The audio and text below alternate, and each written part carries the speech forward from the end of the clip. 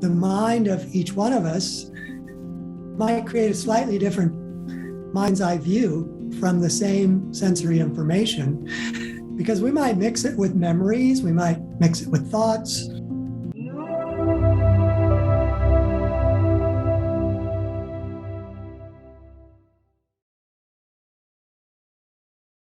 I'd like to welcome to the show Joseph Selbie. How you doing, Joseph? Doing great, thanks. Thank you so much for coming on the show. I'm excited to get into the weeds with you on the physics of God, among other things. But how did you start your spiritual journey? I often use the example of my college experience because sort of a picture of the sort of two sides of myself that I have since blended. But I went off to college, to the University of Colorado, thoroughly expecting to end up with some kind of science degree. I was drawn to biology and was pursuing a degree in molecular biology, which at the time was a hot subject for those people who know the history of things. That probably dates me as being pretty far in the past, but it was the time when many, many discoveries were being made about how our DNA interacts with RNA, and that RNA gets out into the rest outside of the nucleus, into the rest of the cell, and starts creating proteins. And it was an amazing period of discovery for molecular biology. So I was very interested. But about midway in my college years, I had a profoundly life-changing hallucinogenic experience. And I'd had many other hallucinogenic experiences before this one, but this one was completely special. I felt wonderfully calm, at peace. I was easy with everybody that I came in contact with, and I could tell they were responding to how easy and calm I was. I was filled with just contentment, happiness, joy, and this lasted for days. So by the time it kind of passed on, I realized this really can't just have been the drug, for two reasons. One is that I'd had many other trips that were not like this. And because it lasted so long, it lasted well beyond the time period that, the chemical would be active in my body. So I didn't come to all this realization at once, but it really, cemented for me the notion that if I want to have this kind of experience, I have to find it beyond drugs. I have to find it in myself somehow. So I abruptly changed my major from molecular biology to philosophy and Greek studies, which was also full of the early years of philosophy as we understand it in the West. And I did a very deep dive into that, which taught me many things. And I learned, maybe more than anything else, I learned the subtleties of how philosophy defines things and how you can be talking about these fine degrees of mental and emotional and conceptual interaction. But it really wasn't satisfying. And then I got more and more into Eastern teachings and discovered, as you pointed out, the man in the picture behind me, I discovered Paramahansa Yogananda and his teachings. And that took me to transferring to UC Berkeley to do a deep dive into Indian studies and Indian philosophy. And that finally all kind of gelled into the understanding that true spirituality is experiential. It's not about knowing what is true. It's about becoming what is true. It's about becoming, your higher potential. And that led me step by step to where I am now, living in a spiritual community called Ananda. And I came here 45, 46, 47 years ago. And this has been my life in many deep and wonderful ways, but I never lost the connection to science. I always remained very interested in science, and I followed the unfolding discoveries of science, of which there were many from roughly 50 years ago. And I was also captivated by books like Fritjof Capra's The Tao of Physics and The Dancing Lily Masters and others, written by physicists or by people who had made a deep study of physics, who could put together esoteric Eastern teachings with the kind of deeper side of physics. And this really was a passion for me. And although I never got around to writing anything about it until, as you can guess from the recent publication of this book, I was studying, researching, following it for all those years.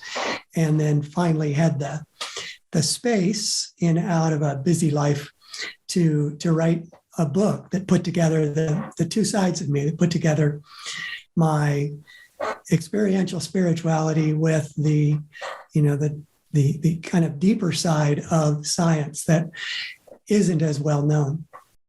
Now, is science finally catching up to spirituality, to what the sages and the saints and the masters have been talking about for thousands of years?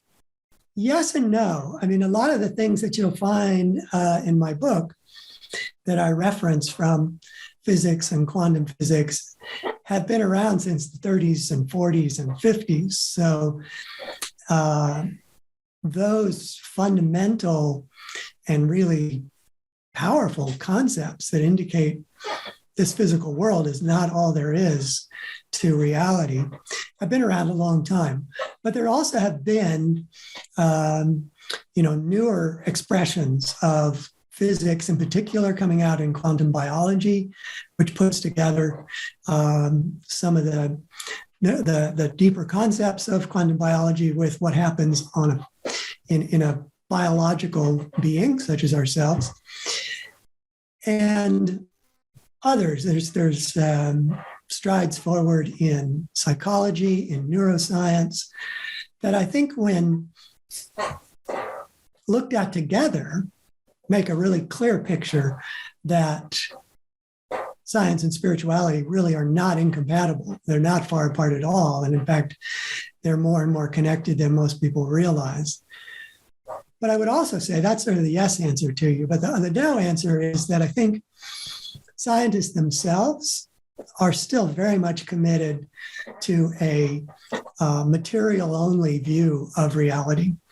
And they really don't see the connections to spirituality or religion that they might if they're a little more open.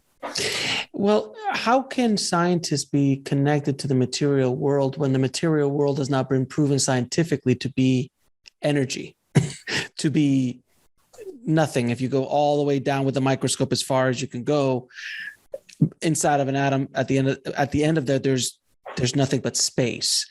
There's nothing but energy around. So arguably there is no solid thing yes. in this reality, scientifically speaking. I know it's hard for people to understand. Like, if I punch a wall, I'm going to feel it. But on a quantum level, there's no such thing as something solid. Right. So how could they still be attached to it at that point? Well, I should have. I'm glad you made that point, because I should have been more clear about what I mean by materialism when I refer to scientists. There's actually a philosophical definition called scientific materialism, and it includes matter and energy. The way you might think of it most easily is scientific materialism is based on what can be measured. So scientists have been able to measure energy and obviously measure matter for a very long time, but they have become so fixed on it that they don't believe there could be, most of them, not a majority, but a hardcore group of scientists believe that there really can't be anything other than matter and measurable energy. And the reason why quantum physics, as you mention it, is kind of the breakthrough point, the inflection point that goes beyond scientific materialism, is that quantum physics is getting into realms known as the non-local or non-locality that is beyond the physical universe and yet are absolutely necessary for the equations of quantum physics to work. So they have to posit, quantum physicists and all the mathematics of quantum physics rest on this idea that there is a reality that behaves differently than the local reality with which we are familiar. And that this non-local reality is where a good deal of the energy that manifests as matter resides. But it's not measurable because it's outside of the box of the physical universe that they're used to measuring things. So is that kind of like saying that the material world is a hologram being projected from another realm or another level of existence, or that could arguably be called a heaven or, the afterlife or source or whatever you want to call it. And this material world is being projected on, that they're starting to get to that place in science. Yes. And that is where quantum physics begins, is with the hint at that possibility. And then it was really string theory and M theory in particular, which is a discipline within string theory and is considered to be the most plausible of the string theories, of which there are many. But M theory is the discipline that you were suggesting that gives a structure to non-locality, that talks about how non-locality not only must exist, but it has to exist in layers, or what they call branes, spelled B-R-A-N-E, rather than how we spell this brain. Mm-hmm. And brain is like a shortcut word for membrane. So there are brain layers in non-locality, according to M theory. And each layer kind of, it becomes more energy dense than the previous layer. So the first layer outside of the physical universe is the least dense, but it's much more dense than anything we have in the physical universe. And by density, we're really talking about the frequency of energy. So the higher the frequency, the more energy you can have packed into the same realm, if you want to say it that way, into the same brain. And so they go up in layers until you reach the highest frequency and the highest density of energy. What M theory also conjectures is that, and let me take just a short step back. All of their conjecture of any type, whether it be quantum physicists or string theorists or M theorists, when they're talking about things they can't measure and they can't see, all of their mathematics, all of their theorizing has to match up with what is actually measurable within the universe. So everything is an extrapolation from the reality that we know well now in this physical universe. But it's also a way to have to explain why most of the energy that creates the physical universe doesn't exist in the physical universe. That's the paradox that they're trying to answer. And so that's where they start coming up with these elaborate structures, like there being layers, each one with higher densities of energy in them, because the mathematics that supports that can then support the way our physical universe operates. So is there a connection between that and the multiple levels of consciousness that is spoken about in the ancient Eastern, wisdom or philosophies, when there's, if I'm not mistaken, seven levels, and then within those there's 49 levels of consciousness. Is there a connection between those two ideas? Yes, I think so. There's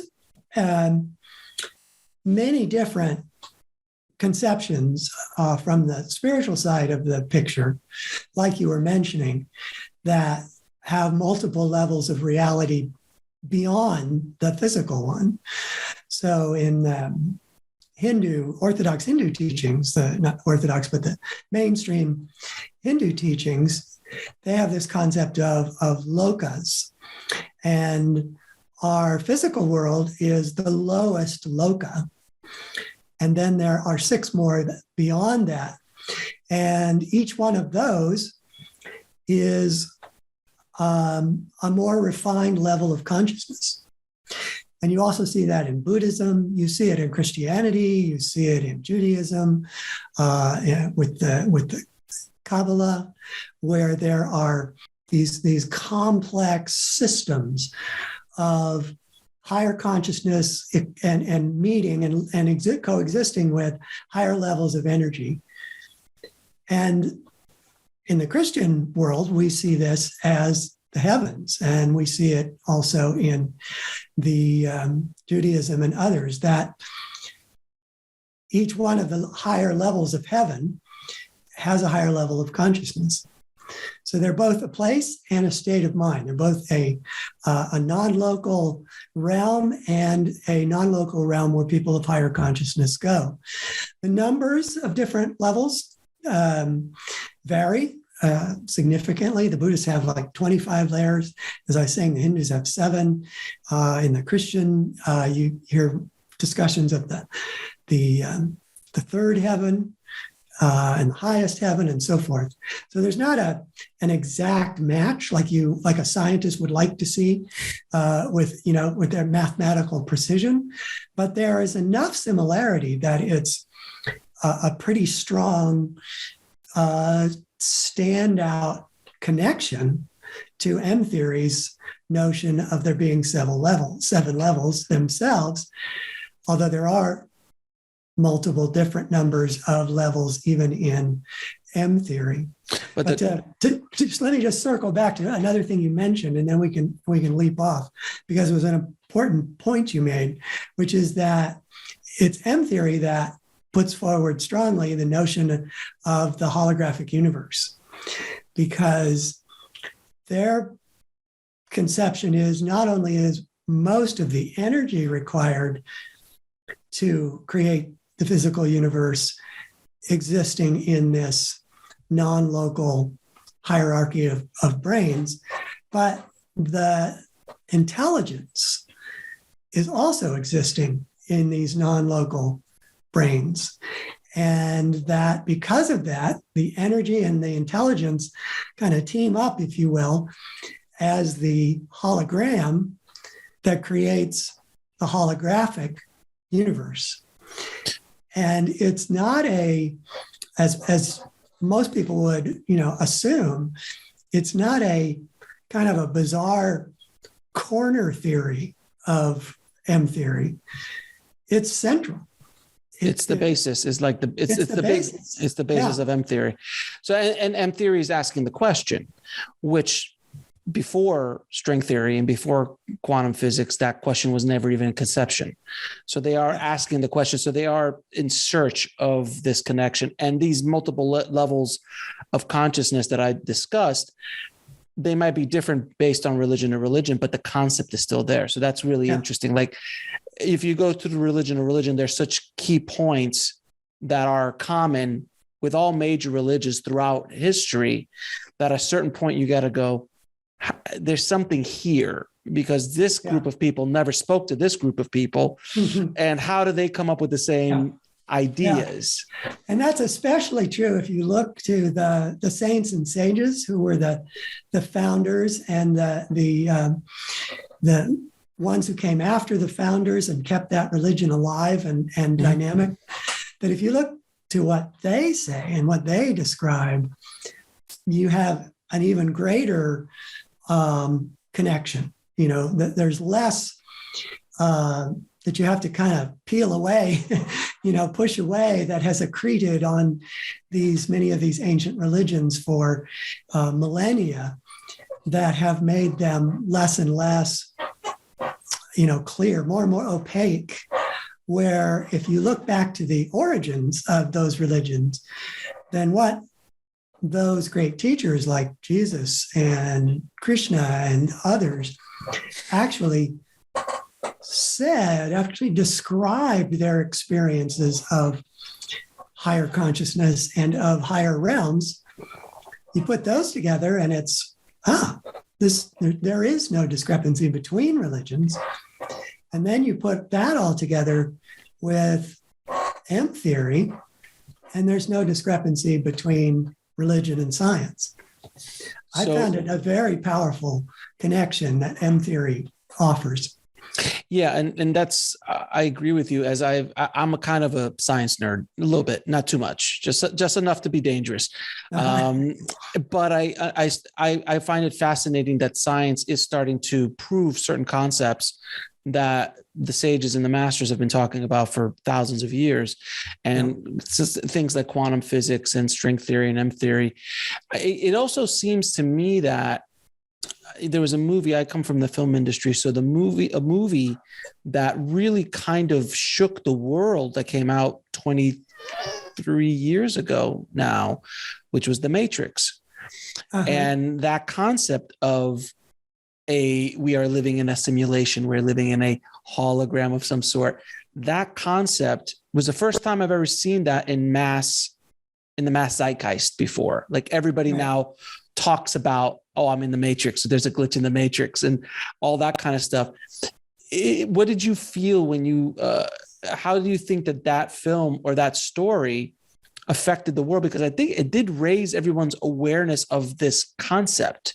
Obviously there's some really cool science fiction and action and other things like that, but the philosophical concepts that were laid out in that film are deceivingly complex based on, people just write it off as a cool sci-fi action movie. But if you start digging deeper into it, you just the writers, I've spoken to people who've worked with them and done a lot of research on my own. And those guys were very philosophical. They threw a lot of, that's a dense film. So I just love to hear your thoughts on it, because it is a kind of mixture of both science and spirituality. Well, I loved the series and always wanted to be able to dodge bullets forever after. All of us do. And I think you're absolutely right. It is based on this notion that it would be possible to be living in a holographic projection, and that in many ways, things that happen in our physical universe demonstrate that we are in a holographic projection, that it isn't just crystal clear that we're not, because our perception of the world around us is based on what our mind is doing with sensory input. And we're not all seeing exactly the same thing, even if we were standing right next to each other, because our mind is taking that input and creating a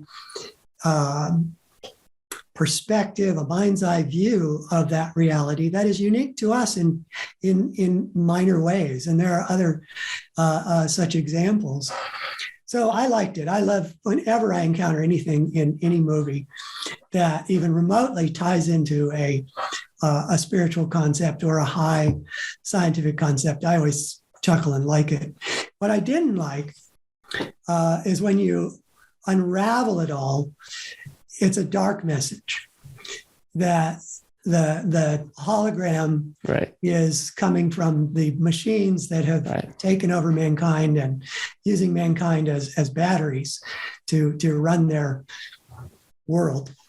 And so it has kind of a dark nihilistic quality to it, that it doesn't take us up to like another level of meaning, higher level of meaning. It just kind of keeps us on the same level that we're already at if we think matter and energy are the only things that are possible. But it's a start. And I think that the higher level of meaning that comes out of that is that if the intelligence exists in the non-local brains, and if the energy exists in the non-local brains, where did that intelligence come from? It didn't come from a bunch of machines that had taken over mankind. It came from a higher place, which is quite simply God, and that this is God's mechanism of creation, but that the intelligence that comes from God vibrates at various levels into this creation to sustain it and to make it happen. And that without that intelligence, the holographic projection would just be nonsense. You have to have the intelligence in the hologram. Right. And thus the heavens are templates for the physical universe, or at least the lowest brain, the lowest heaven is the template. And it's more than just, information you'd find in a book. It is information in a cohesive formation that is the lowest level of heaven, which if you read the stories of many near-death experiencers, they describe it very similarly, that it's a reality that you can experience as if you were in a physical body, but it doesn't feel like you're in a physical body, of course, because you're not. But you have arms, you have legs, people, that you look at look like people with bodies. And yet it's more subtle. You can move through it. You can jump from place to place within this heavenly reality. You can take in information without having to learn it the hard way. So there are many, many deep and wonderful and subtle differences, but it looks like our physical reality. And that's what makes me feel even more strongly that it acts as the template, the hologram for our physical universe. And therefore, they match. I think the higher levels of heaven become more subtle. That form becomes increasingly less important as you go up through the forms, and what you're feeling and experiencing at a heart level and what your awareness is at a consciousness level become increasingly important. And the higher the level of realization you have in this body, in this life, the higher level of heaven you'll go to when you die. I think that if I may paraphrase Yogananda, he said that in the movie theater, when you sit down, you're enthralled by the characters on the screen, the good and the bad, the death and the love and all of this stuff. And that's what we're enthralled with. But what we really need to be focusing on is the light from the projector that's projecting it all onto the screen. That's where we should be focusing our energy. And I always just love that kind of idea. Because again, I come from the movie business. So anything that it gives me an analogy to the movie business, I love. And it was so perfect because we are so enthralled here on earth in this material space with the good and the bad of what's going on and the intoxication of being here in this material world.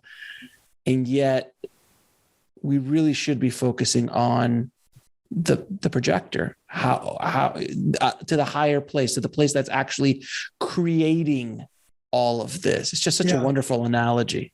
Yeah, it is. I remember reading a story, not so much reading a story, but in the story, there was an incident that happened. And I can't remember what the book is. You may recognize it because I think it was a well-known book. But the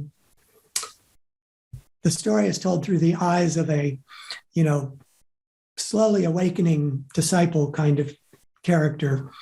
And he was being taken all over by his teacher, who was a very secretive about what he was supposed to learn. And so one time he said, that the teacher said, let's go into this movie. And the emerging disciple was confused, but said, okay, let's go in there, because he could see that it was like a rom-com or something. And he couldn't quite fathom why his spiritual teacher would want to go in there, but he went in. And as they sat in the theater, he was fidgeting and he wanted to go because he couldn't understand why he was there. And then at some point he started to get into the movie, and he started enjoying it, and he started wondering how it's going to come out. And at that moment, his spiritual teacher said, let's go. And took him out of the theater. So there are many things you can draw from that, but I think in that particular book, the spiritual teacher was trying to say it's okay to be in this movie as long as you don't get lost in the movie and forget that it is in fact a movie. Just a movie. And that kind of oversimplifies what is, I think, maybe the biggest challenge all of us have in our personal lives. And if we're aspiring spiritually, we perhaps feel it more keenly, is that we want to see it as a movie, and yet it keeps dragging us in. It keeps pulling us in. There's things we have to do. And then once we try to do things, people get in the way and we get upset with people, or people get upset with us. And before we know it, we're so immersed in the movie that we forget it's a movie again. So I don't want to downplay how difficult that understanding is to arrive at in a real sense. But it's a wonderful illustration. It helps you kind of appreciate why many spiritual teachings tell you to try to learn to be non-attached. And for a lot of people, that sounds like, well, am I not even supposed to be interested in things? And the answer is no, you can be interested. That's great. In fact, it would be worse if you were not interested. It would be the opposite message that you picked up from the core message. But be interested, be in the world, but don't be of it. Don't feel like this is where you have to be finding your happiness and finding your, prosperity, finding your satisfaction through all time. Well, when it's not there. Well, yeah, when you base your happiness and your satisfaction on material things, you will end up always disappointed because they are empty. And I love Jim Carrey. I think his famous quote. He said, "I wish everybody in the world could have everything they've ever wanted to come true, so they can realize it's not everything." Yeah, and it's so. According to reincarnation, that is sort of what has to happen. Correct. Yeah. People have to have experienced one of everything possible before they finally just get to the point where they want to have no more to do with it. Right. Exactly. I always love using the analogy of I've never seen a U-Haul attached to a hearse. That's not, it's so true. People get so caught up in their material things, but at the same time, you can't take it with you. No. And, my experiences with the material world at a certain point is now it's just kind of I use it for what it's needed for, gets me from point A to point B. I enjoy it. I enjoy what it does sometimes, experiences that it can bring, those kind of things. But by no stretch am I attached to it anymore. And try moving cross country. And then you will really realize how unattached you should be to things. Yes. It's just such a, when you move cross country, you just sit there going, I've carried this along with me for 10 years or 20 years. I've had this. Mm-hmm. It has done nothing to serve me in my life. I'm holding on to nostalgia. Yeah. I'm holding on to memories that I had at the time, but does it serve me now? Right. And that's a place of growth. You've got to get to that place. It took me many years to get to this place. Yeah. I think that it's important to always add to this, because I think non-attachment is one of the most misunderstood concepts. Agreed. Coming from the East to the West, and misunderstood in the West, probably in the East too, for that matter. But what I always like to add to this is that non-attachment is only half of the picture. The other half is you are here, and you do need to do your best in this world to increase your own understanding and your own spiritual growth. So what is that? And it looks a lot like what everybody else is doing, but because you're doing it from that space of non-attachment, you don't experience it in that same way. But you do need to roll up your sleeves and work. You do need to increase your abilities in every task or project or situation that comes along. We do need to learn to love. We do need to learn to see every relationship as an opportunity to be sensitive, to be compassionate, kind, helpful. So there's a lot going on that you're doing when you're, in this body, in this incarnation, however you want to look at it, that to an outside observer would be, well, you're just doing what everybody else is doing. But if you're doing it for a different motivation, it's worlds different in your heart and mind, and much more satisfying. Well, it's intention. It's where the intention is the intention is it really, like, you could, people said like, oh, rich is, you shouldn't be wealthy. You shouldn't have a lot of money. And I personally every great spiritual teacher at one point or another needed money. Like, somehow, Yogananda didn't buy Mount Washington by himself. There's somebody who provided him money, and Mother Teresa needed money in order to do what she did. And everyone at a certain point needs money. So it's all about what you're doing with that energy. Money is energy. It flows in, it flows out. If I want to generate as much revenue as I can, so I can help as many people as I can, not to buy 40 houses and 50 cars and, and have a private jet. That's not an interest to me. But if I can funnel that energy in a good, positive way in the world, that is my goal. One of the things I try to do, but not to, again, I don't dress with Gucci. Different people also have, different abilities that they come in with. And, Yogananda's highest disciple, Rajarsi Janakananda, was a multimillionaire at a time when being a millionaire was a big thing. So today he probably would have been a billionaire. Yeah. And he was really good at making money, but part of his making money was making other people whole, making other people able to make money. Mm-hmm. He was a very philanthropic boss, and he was a brilliant strategist where it came to business. So he didn't discover Yogananda until I think he was in his early 40s. Right. And because he had all that ability and all that energy, he made rapid progress in his spiritual life. So money, involvement in the world really weren't the issues there. It was what were you doing it for? But it's good to have those abilities. Oh, yes. For whatever reason, it's non-attachment can be interpreted as being indifferent. Mm-hmm. That you're indifferent to what you're doing. And that is really the worst possible interpretation, because it makes you low energy.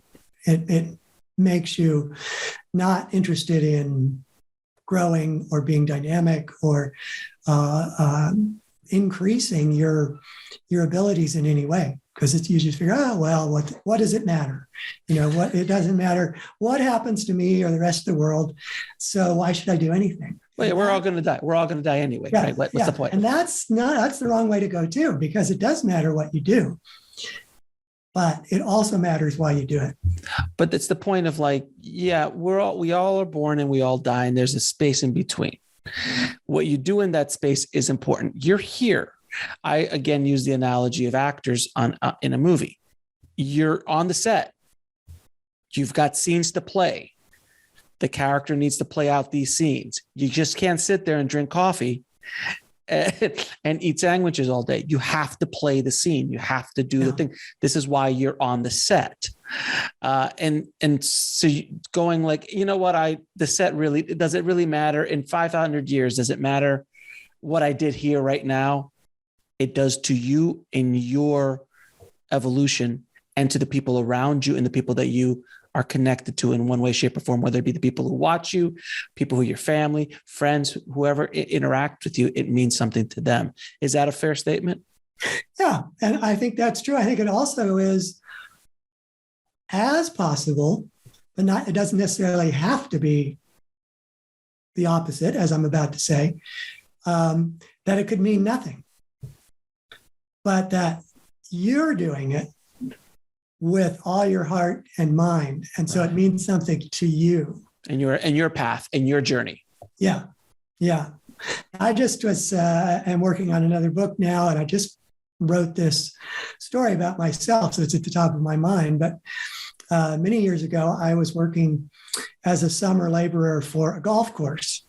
And I was asked to go up to the clubhouse of the golf course and help move all the patio furniture, all the metal patio furniture that was on this big deck, take it somewhere else.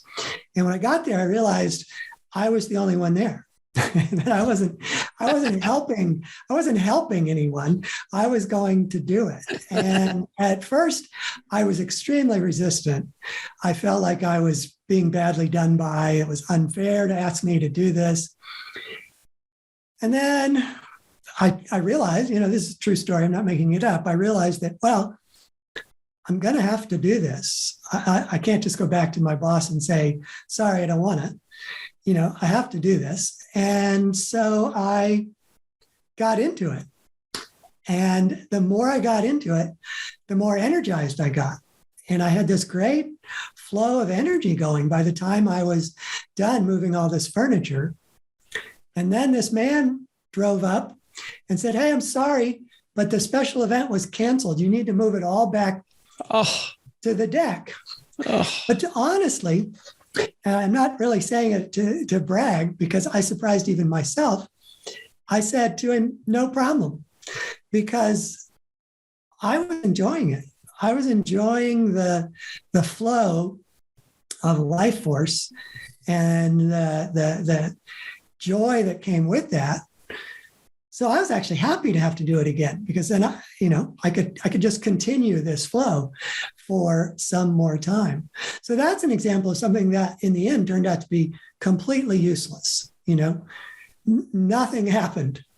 Right, but I just for moved you him there and I moved him back. But for me, it taught me a lesson I've never forgotten, which is that if I put the energy out and put the willingness into what I'm doing, then I'm benefited always with more energy and more joy.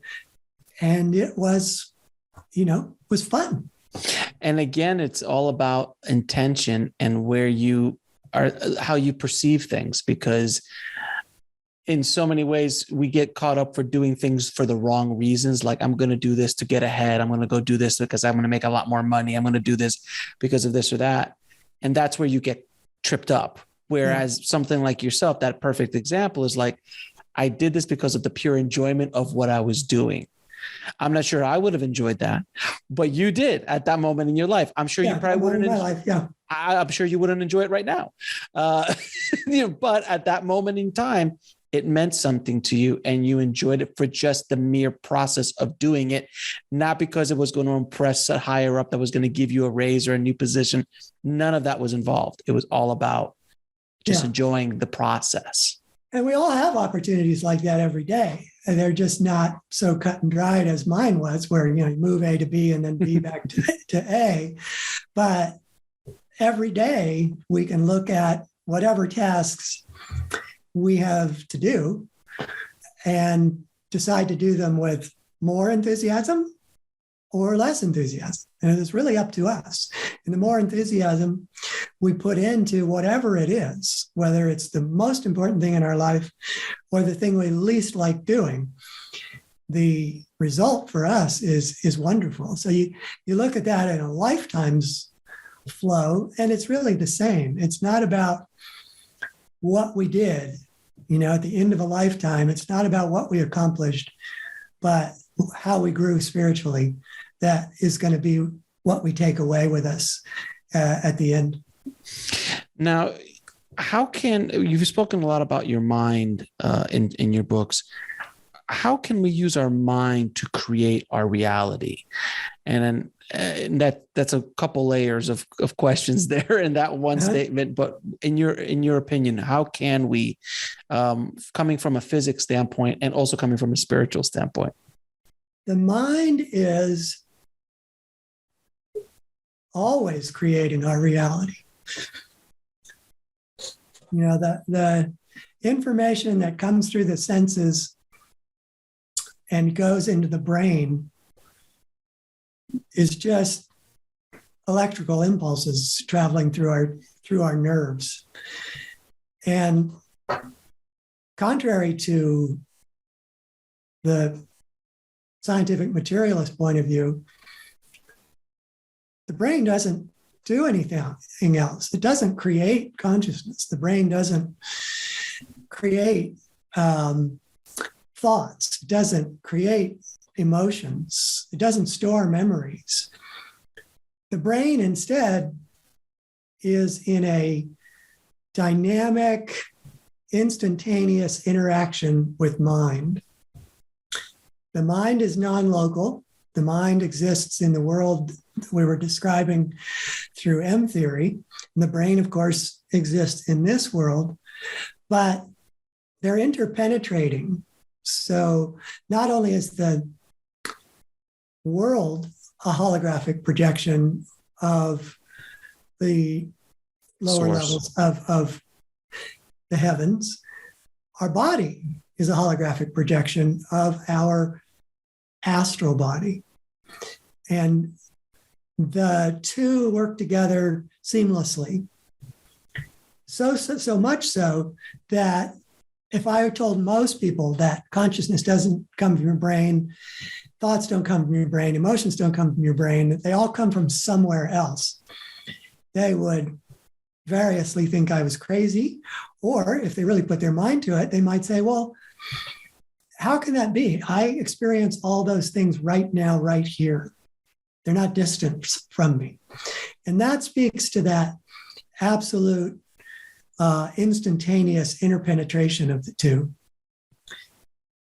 So the brain has as its counterpart the mind. And the mind is taking all of those sensory inputs and is creating a mind's eye view that then gives us, as I'm sitting here in this interview, I look around and I see this world, and that is my senses creating that view, that sense is sending information about that view to the brain, and then the brain connects instantaneously to the mind, and then the mind puts it all together into one cohesive picture. But at a perceptual level, as I already shared with you, the mind of each one of us might create a slightly different mind's eye view from the same sensory information, because we might mix it with memories, we might mix it with thoughts.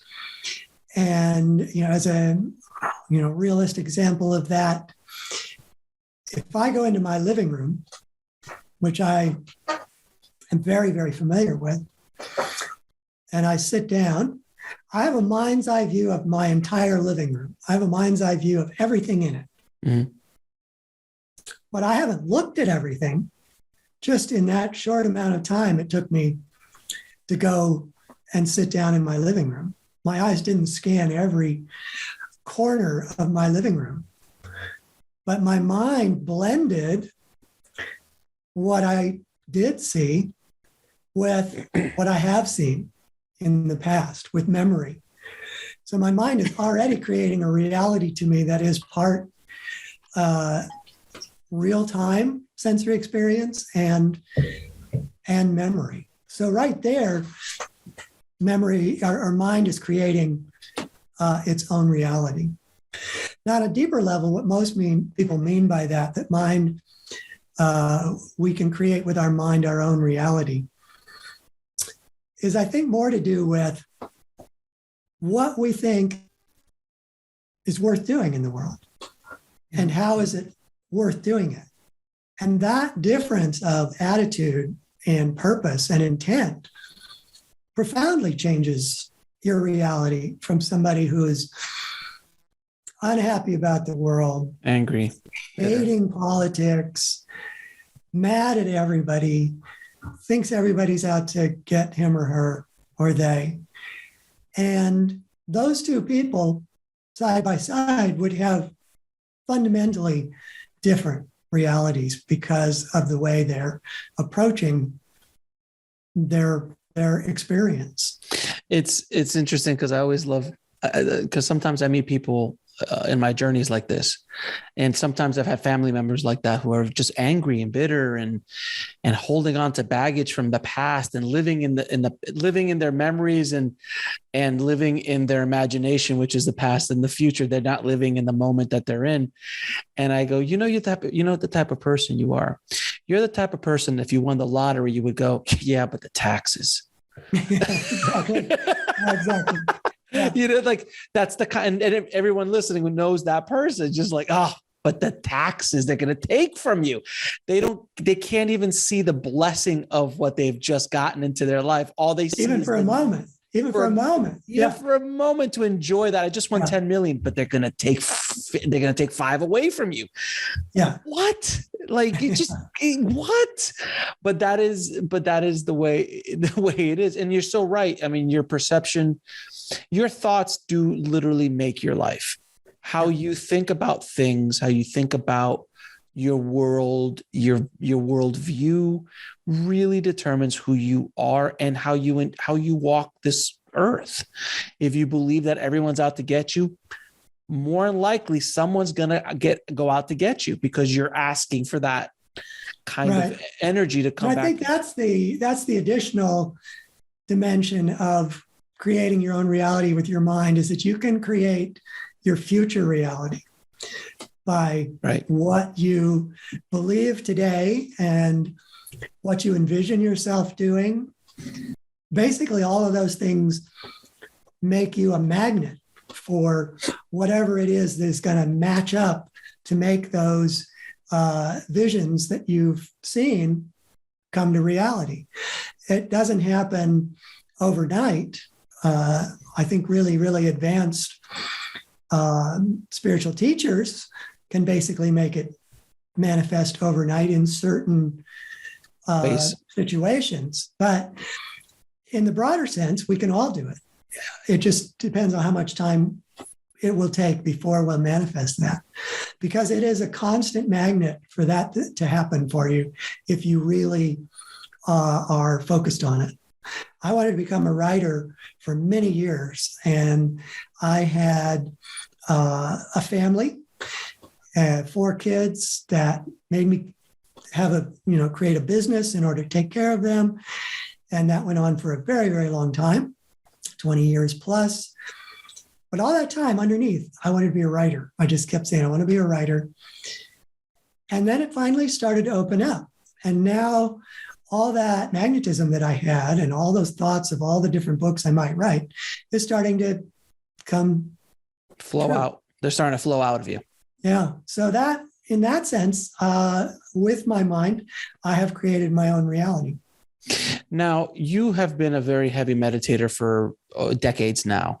I've been meditating for probably a good 7-8 years at this point, hour to 2 hours a day. In your opinion, what are the physics of meditation, as you say in your book? Well, I think the physics of meditation really are the experiential side of the physics of the universe and the non-local realms.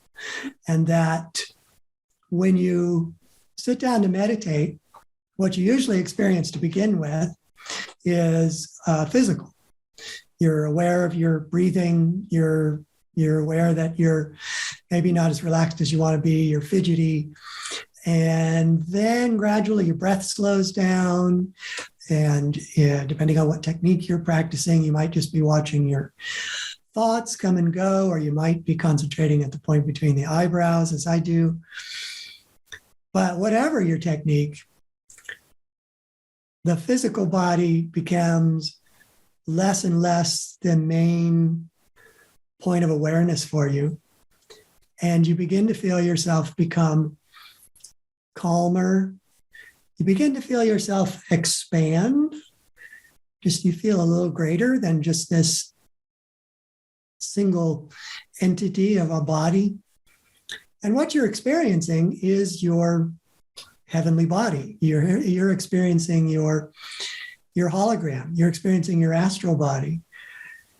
And this is part of the thing that I was just talking about, where our physical body with its brain is matched to a corresponding non-local astral body and mind. And as we meditate, we become more and more aware of that. And the astral body, by its very nature, is more at peace, calmer, more energized, more joyful, more loving. And as that experience becomes more and more powerful for you over time, you begin to feel that all the time. Maybe not completely, but you feel more and more, you're more and more aware of the subtle reality of who you are. And then that can deepen much farther, where you start to feel your own soul nature and you start to connect to the infinite loving consciousness that is God. But it's all about sort of peeling back layers of awareness. And you peel back that physical layer, and then you peel back that astral layer, and you go into more levels of thought, and finally into pure consciousness. You're already all of them. Just into it's where your awareness is focused shifts between those. And meditation just helps you, better than anything else. I mean, it is the tool par excellence for getting beyond the body and even getting beyond the astral body, although just experiencing more and more of your astral body is marvelous, it's wonderful. But the more connected you get to higher realities beyond the physical body, the better you feel, the richer your life, the more energy and joy you have. So it's just meditation helps you experience what I'm talking about intellectually with this description of the formation of the universe and the non-local astral universe. Is it a way to connect with your higher self? Meditation? Yes. Definitely. And it is, I always find this an intriguing paradox that I go back and forth on myself, that it becomes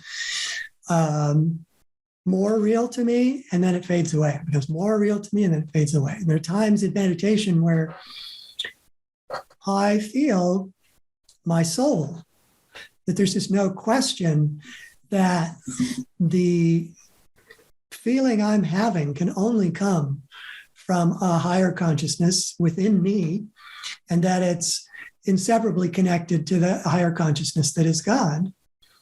And you have this, many people talk about this, you have this feeling of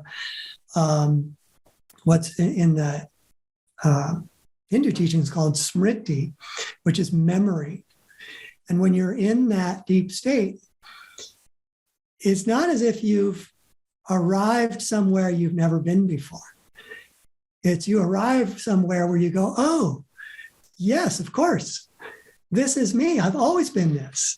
It's always been like this. And that is the paradox, because it is always like that. It's even better than anything I've ever experienced. But then that fades from your attention, fades from my attention, and you're back to the paradox where I say to you, you're already all of those things. You're already your higher self. You're already God. But unless you're feeling it, it is just a mental exercise, a mental affirmation. It's, for me, I've always found it when I meditate that I feel like I touch source a little bit, especially when you lose track of time, when you just you become timeless. Like you go in, you go so deep that when you come back out, you're like, it's been an hour and a half. It just feels like it was 5 seconds. Like when that moment, it doesn't happen all the time, but when it does happen, those kind of really special times, you're in another place, you're connecting to another kind of source with inside of you. And you just start to, if you meditate heavily, hour to 2 hours a day, maybe more, the more you do it, obviously, the deeper this becomes. I find that you start to calm and quiet yourself, and it starts to slowly chip away at a lot of things that you carry with you in life. You start seeing things differently. Your perceptions of life become different. I could only imagine what it's like for you after 30, 40 years, I think it says on your biography, that you've been meditating. So I could only imagine what it's like for you. Well, it all depends on where you start. So I may just be catching up to you. It's impossible to know. Everyone's got their own path and their own journey. Some could do it in a year. Others could take 10 years to get to that year. So it's all relative without question. And I think I can say, even though it is all relative, it is directional, that it does get better. Wherever you start with meditation, it will get better no matter where you are in some sort of scale that you might have in your mind of your progress along the way to perfection. But it always gets better. It's always worth going the next day, because it's going to improve things from wherever you are. No question about it. Now, I'd love to ask this question of you. What is your definition of consciousness? It's an easy question. Well, you're conscious. I'm conscious. We're aware. It's one of the most fundamental things when you get into Western philosophy in particular, but even Eastern philosophy. They talk about the nature of consciousness, seemingly endlessly, because it is the most fundamental aspect of our being. Without consciousness, we would be, at best, automaton. Right. The very fact that we are aware enough to do anything, to have this conversation, means that we are conscious. And then the other side of that, which is pretty much every esoteric spiritual teachings tell us, that consciousness, which is our essence, comes from God, and that we are one with God. And that it is, again, the most fundamental aspect of all of creation is consciousness. Is that why so many humans on this planet are in constant search of something else besides themselves? Not everybody. Some are really rooted in the physical, but billions of people go to church or kneel to Allah or meditating, or there's so much of that. And I feel that there's more and more conversation about that over the last 50 years, easily, from the moment where Yogananda left us to where we are today. The concept of even meditation is so much more accepted worldwide than it was back then. Is that why do you think that we're constantly searching? Because inside we know that there is something bigger than us, and we're trying to connect to that through either religion or through mysticism or through science or through other ways. But we're trying to constantly trying to get to that place. I think so. I think we know, again, inseparably, we always will know that there is something more. And I think a lot of it really has to do with what are people feeling in their heart. It's a very simplistic thing to say, but I think it has profound implications, which is that everybody wants to be happy. Everybody wants to be happy. And we all try a gazillion different things to be happy. And some work, some don't. Some last, some don't last. Some don't work at all. But we never stop, because there were moments where we remember being happier. And we at least want to get back to being happier.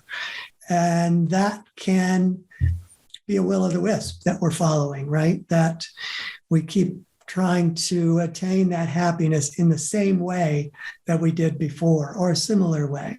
Maybe it was the big raise at work. Maybe it was a great success with the movie. Maybe it was a wonderful relationship that made us happy. And then we tend to fade from it, because the joys of the world that we're in don't last. Even if the object of our joy lasts, our interest in it doesn't, ironically. What made us happy a month ago doesn't make us happy today. Oh, no question. Things that used to bring you joy don't anymore. They don't serve you anymore, because you're growing. I always use my comic book collection that I carried around with me for 25 years. And right before I moved, I was like, I haven't looked at these in 10 years. And there's 10 giant boxes and there's thousands of comic books I've been carrying around. They bring me no joy. I don't look at them anymore. There's a few comics that I have some nostalgic connection to, but do I want to carry these cross country? Let me sell them. And I sold them. And my wife was like, are you sure? I'm like, I haven't done anything with them. So what once made you happy, by the way, I wouldn't move anywhere without my comic books when I was a teenager. Like I would rebag them. I would look at them. I would read them. It was part of my existence at that point. But at a certain point, they don't bring you joy anymore. So you have to get to the place where, like, do I rent a storage unit?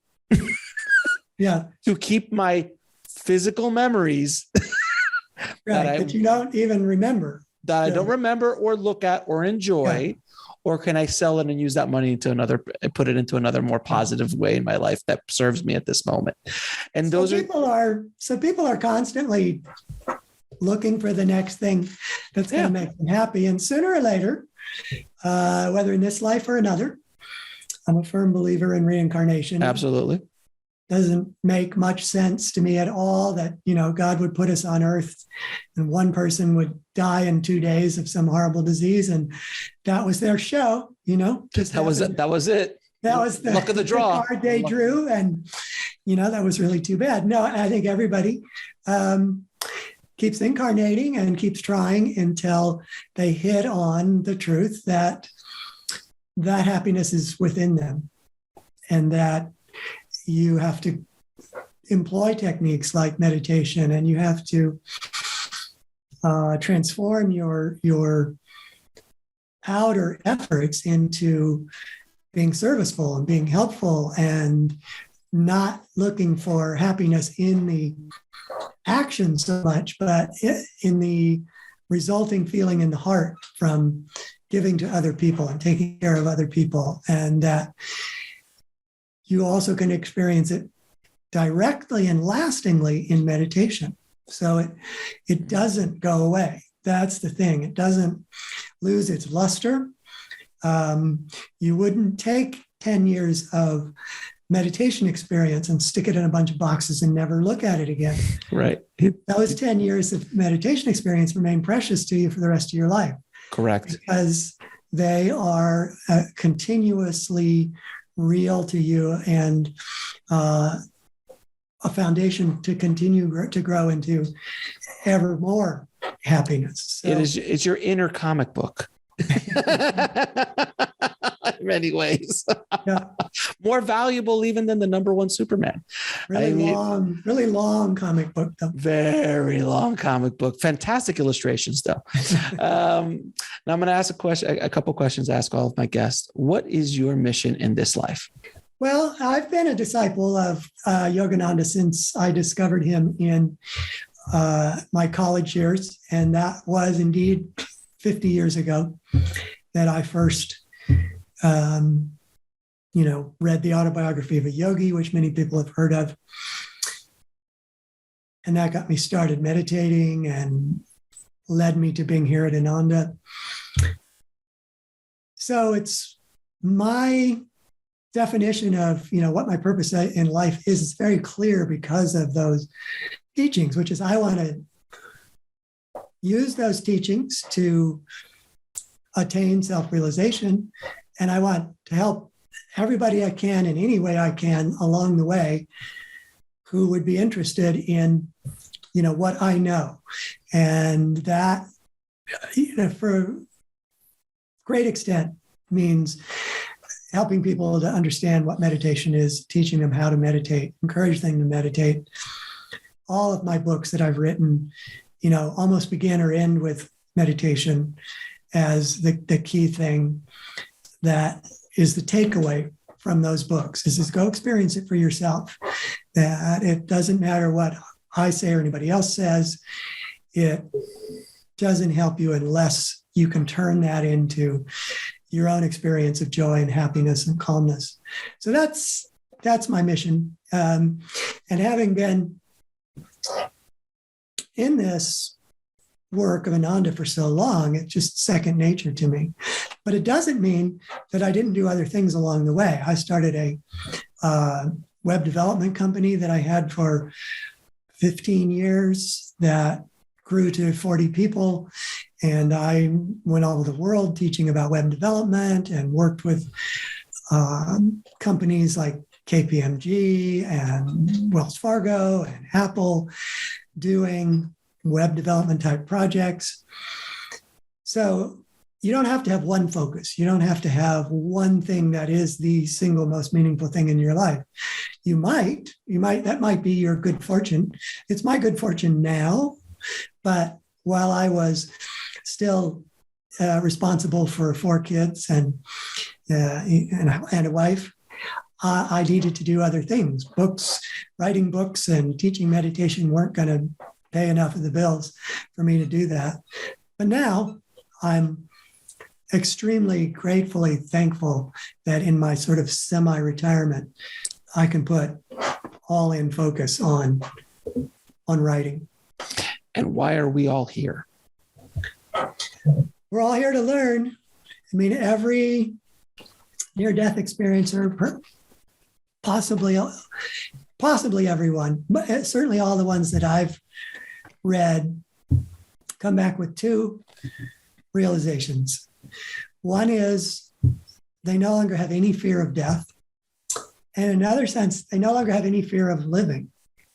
Right. Sort of 2 sides of the same realization that a lot of people are afraid to live because we're afraid to make mistakes. We're afraid we're going to do something wrong. We're afraid that the happiness that we want, we're not going to find because we goof. And so there's a certain amount of tension in living. So they come back with both of those insights. But I think the second insight is perhaps the most important, is that they realize that the only reason they're alive is to learn to love.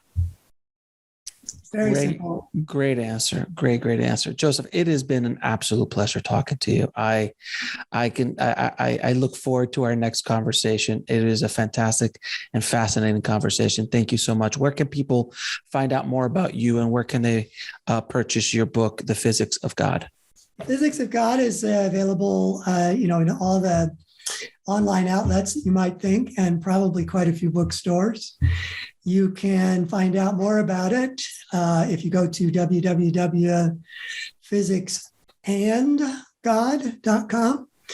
I really wanted that physics of God web Someone had address, it. but Somebody it was had taken. it. So Physics and God. And there I have more articles and interviews, first chapter of the book and more information about it. And that will also give you more information about other things that I've done and other books that I've written. Joseph, thank you again so much for being on the show. I appreciate you, my friend, and thank you for the work that you're doing. My pleasure. Thanks for having me. Thanks for watching. Click on one of the videos below to continue your journey, and don't forget to subscribe.